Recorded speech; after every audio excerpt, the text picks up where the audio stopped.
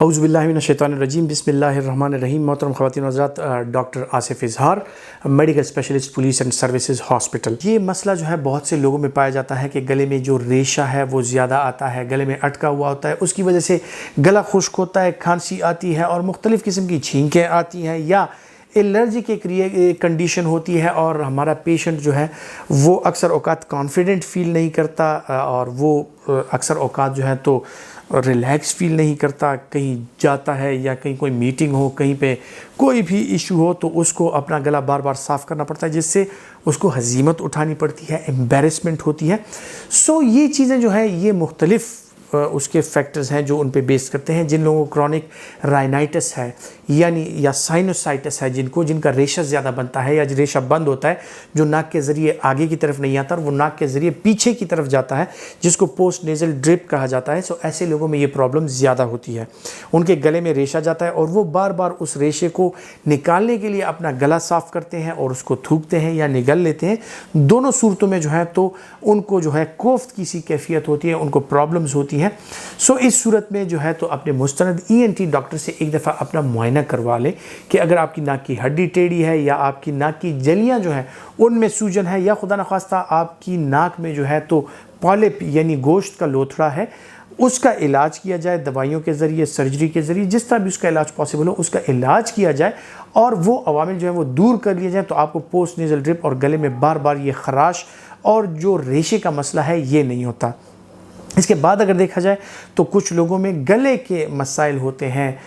जिस तरह के टॉन्सिलाइटिस, क्रॉनिक फेरेंजाइटिस, यानी उनका गला बार बार ख़राब होता है, उनके टॉन्सिल्स बार बार ख़राब होते हैं, उस वजह से भी उनके गले में रेशा आ सकता है। कुछ लोगों को दायमी एलर्जी होती है गले की या चेस्ट की, सीने की एलर्जी होती है और उनका रेशा जो है वो अक्सर औक़ात सीने से आ रहा होता है, वो गले का रेशा नहीं होता। लेकिन ज़्यादातर वक्त जो है ये गले का ही रेशा होता है और सीने का रेशा ज़्यादातर जो सीने के दायमी मरीज़ हैं जिनको COPD यानी क्रॉनिक ब्रोंकाइटिस है या क्रॉनिक ऑब्स्ट्रक्टिव पल्मोनरी डिजीज़ का वो शिकार है, सो उन लोगों में जो सीने का रेशा बार बार आता है ये लोग डिस्टर्ब रहते हैं, बार बार उनको खांसी होती है, उनको सांस में तंगी होती है और उनका रेशा उनको तंग कर रहा होता है।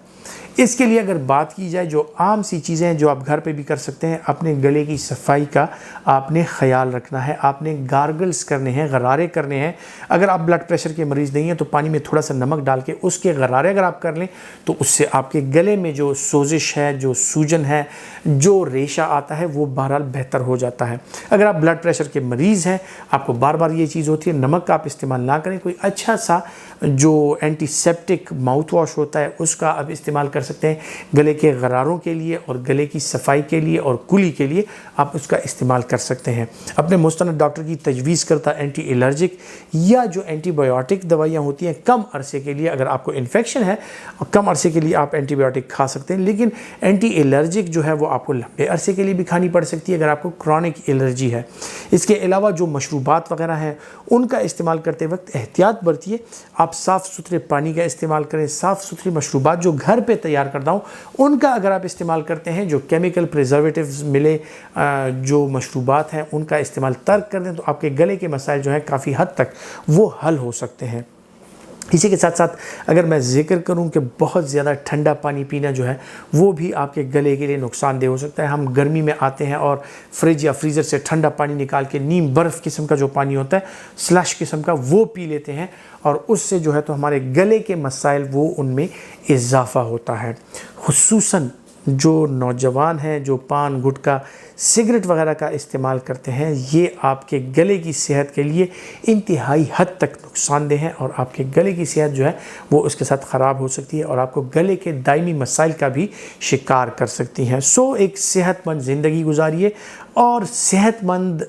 डाइट का इंतखाब कीजिए और जो चीज़ें आपकी सेहत के लिए बेहतर है, जिस तरह के सफाई, नहाना धोना, पानी का जो टेम्परेचर है उसको एतदाल के साथ रखना, कोल्ड ड्रिंक्स वगैरह इन चीज़ों से, फजूलियात से और जो नशा और चीज़ें हैं उनसे इज्तनाब करना आपकी सेहत के लिए बेहतर है।